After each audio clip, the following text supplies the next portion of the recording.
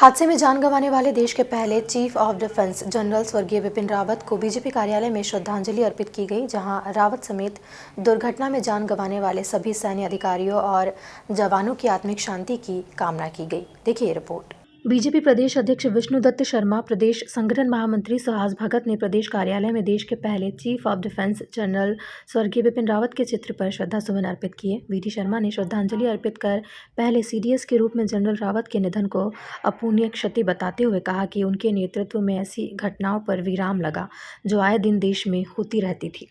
Chief of army staff जो देश के पहले हमारे सीडीएस जनरल रावत जी और उनके साथ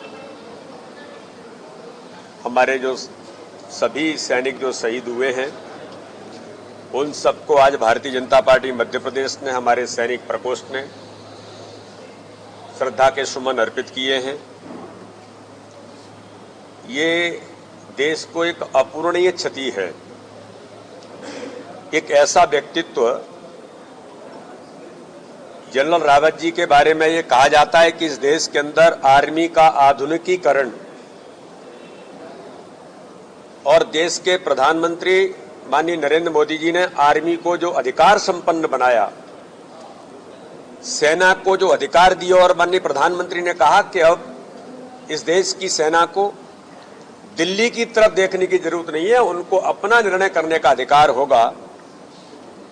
और उसी का परिणाम था कि जनरल रावत जी के नेतृत्व में इस देश के अंदर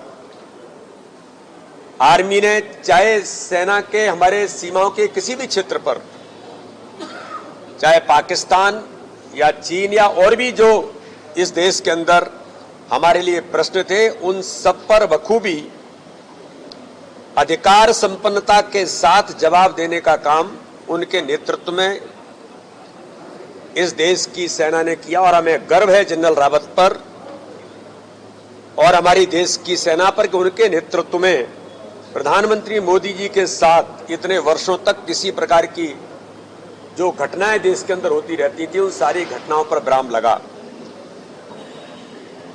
तो आज ये देश जनरल रावत जी को और मध्य प्रदेश के साथ उनका जो संबंध है कि मध्य प्रदेश के वो दामाद थे। एक हमारा नौजवान साथी अपने सीहोर जिले का, उनकी भी शहादत हुई है। तो मध्य प्रदेश, पूरा मध्य प्रदेश इस शोक की लहर में डूबा हुआ है। जनरल रावत जी को, सभी हमारे उन शहीद सैनिकों को भारतीय जनता पार्टी मध्य प्रदेश श्रद्धा के सुमन अर्पित करता है। और साथ में मैं भगवान से प्रार्थना करता हूं कि वो उनको अपने श्री चरणों में स्थान दे और उनके जो परिवारजन हैं, जिनके ऊपर इतना बड़ा आघात उनके ऊपर हुआ है, पूरे देश के ऊपर हुआ है, तो पूरे देश के उन सब लोगों को संबल देने का काम भगवान करे।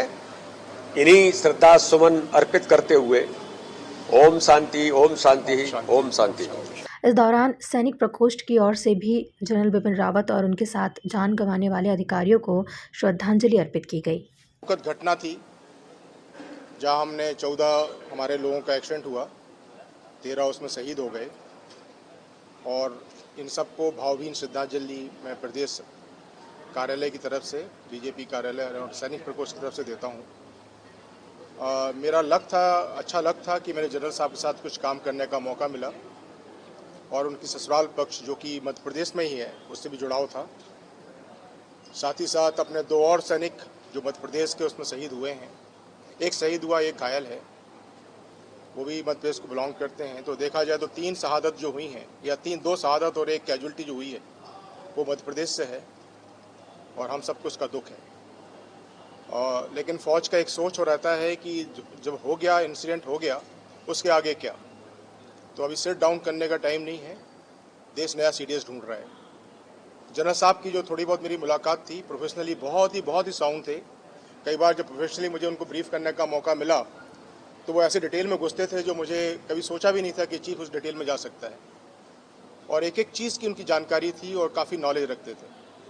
साथ ही पर्सनल फ्रंट में बहुत ही सरल, सिंपल डिसीजन मेकिंग, तुरंत और स्ट्रेट फॉरवर्ड बात करना, दिल से बात करते थे वो।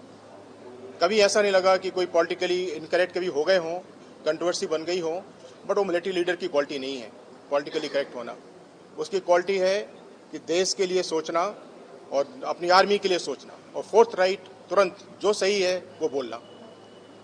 और हमारा बहुत बड़ा लॉस हुआ है और मैं उन सब को अपनी तरफ से श्रद्धांजलि देता हूँ, सैनिक प्रकोष्ठ की तरफ से। इस दौरान बीजेपी कार्यकर्ताओं ने जनरल बिपिन रावत समेत दुर्घटना में जान गंवाने वाले सभी सैन्य अधिकारियों और जवानों की आत्मिक शांति की कामना की है। Bureau report, MP news, Bhopal.